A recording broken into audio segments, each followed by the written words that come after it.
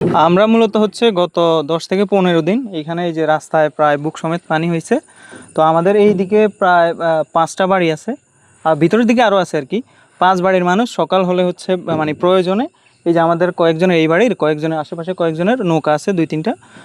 নৌকায় করে হচ্ছে আমরা এখানে দোকানে বা হচ্ছে বাজারঘাট এইসবে আসতে হয় আর কি। একটি নৌকায় চলতে চলতে আমি কথা বলছি, যেই জায়গাটিতে আমি কথা বলছি এটি রামগঞ্জের পশ্চিম কাশিমনগর নামে একটি গ্রাম, এবং এখানে পুরো গ্রাম যেই জায়গাগুলোতে সড়ক ছিল, যেই জায়গাগুলোতে মানুষ হাঁটতো চলতো, কিংবা যেই জায়গাতে শুকনো ছিল, সেই সড়কগুলোর উপরে এখন পুরো গ্রাম জুড়েই যেন বন্যার পানিতে আসলে গ্রামটি একেবারে একটি নদীতে পরিণত হয়েছে। এখানকার মানুষ ঘরবন্দি হয়ে আছে, অসংখ্য মানুষ, এবং অন্যান্য জেলাগুলো অর্থাৎ ফেনী, নোয়াখালী সহ বিভিন্ন জায়গাগুলো নিয়ে, যেমন কুমিল্লা নিয়ে যেমন আলোচনা হচ্ছে, সেই সব জায়গায় নজর কাটছে। কিন্তু এই জায়গাগুলো আসলে কিন্তু অনেক দিন ধরে 10 থেকে 15 দিন ধরে বন্যায় প্লাবিত হয়ে আছে, কিন্তু সেখানে খুব বেশি নজরদারি আসলে পড়ছে না। এখানকার মানুষ এখনও অনেক মানুষ আসলে ঘরবন্দি হয়ে আছে। এখানকার খুব প্রয়োজন যাদের হচ্ছে, তারা এভাবেই এই নৌকায় করেই, অর্থাৎ যেই নৌকাটির উপরে আমি দাঁড়িয়ে আছি, এই নৌকায় করেই তারা উপরে যাচ্ছে, এবং সেখান থেকে সমতল থেকে তারা কেনাকাটা করছেন, নিজেদের কার্যক্রম সেরে আবার নৌকায় করেই বাড়িতে ফিরছেন। তারা অনেকেই আশ্রয় কেন্দ্রে যেতে চাচ্ছেন না, কারণ তারা ডাকাতির ভয় পাচ্ছেন,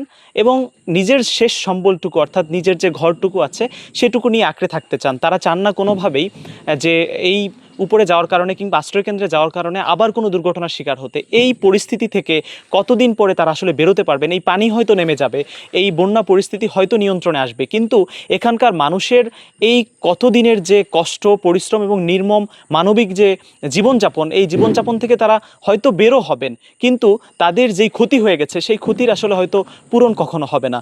এই জায়গাটিতে আপনারা দেখছেন, এখানকার যে মানুষ, আমি অনেকক্ষণ ধরেই দেখছিলাম, এখানকার নৌকাতে করেই তারা বাড়িতে আসছে রাতের বেলা। তারা আশ্রয়কেন্দ্রে যেতে রাজি না, কারণ তারা নিজেদের শেষ সম্বলটুকু আঁকড়ে ধরে বেঁচে থাকতে চায়। মানে নৌকা ছাড়া বিকল্প কোনো ব্যবস্থা নেই, এইখানে একদম পুরো বুক সমেত পানি। এই জন্য আর কি। আর ভেতরে কি পরিস্থিতি? বাড়ির ভেতরে পরিস্থিতি সবগুলো বাড়িতেই প্রায় হচ্ছে হাঁটু সমান পানি, মানে ঘরের ভিতরে আর কি। বাহিরে তো বের হওয়ার কোনো সুযোগই নেই, একমাত্র পথটাই হচ্ছে নৌকা আর কি। রান্না বান্নার কোনো ওয়ে নাই, রান্না বান্নার কারণ হচ্ছে যাদের হচ্ছে রান্নাঘর, মানে আমাদের এইদিকে তো গ্রামে সবাই রান্নাঘর আছে আলাদা আলাদা, সবার রান্নাঘরে পানি হয়ে গেছে আজ থেকে অনেক আগেই, প্রায় 15 দিন বেশি হবে। তো সবাই যারা পারতেছে তারা হচ্ছে ঘরের মধ্যে বা ঘরের দুয়ারে এই যে পাতিল বলের মধ্যে কইরা ওইখানের মধ্যে হচ্ছে রান্না করতে হইতেছে। যারা কেন যাচ্ছেন না? আমরা হচ্ছে আশ্রয়কেন্দ্রে যাচ্ছি না, কারণ আমাদের এইদিকে লোকালে আশ্রয়কেন্দ্রে একটু মানে ধারে কাছে নেই আর কি, একটু দূরে। আর আমাদের হচ্ছে ঘরের মধ্যে আর কি মোটামুটিভাবে একটু মানে ঘুমাইতে পারতেছি আর কি, খাটের মধ্যে অতটুকু পানি উঠে না এখন পর্যন্ত। তো এইভাবে আর কি চলতেছে, এই জন্য আশ্রয়কেন্দ্রে এখন পর্যন্ত এতটা মানে হয় না আর কি।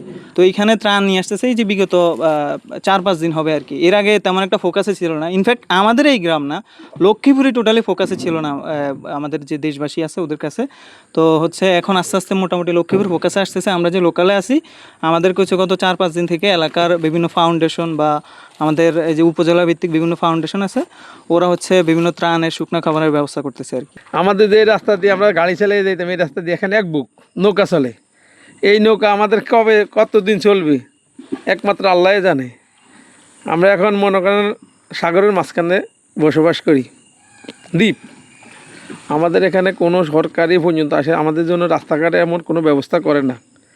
আমরা নিজেরাই নিজেদের অর্থ দিয়া রাস্তাঘাট তৈরি করি, তা করছি মোটামুটি ভালোই।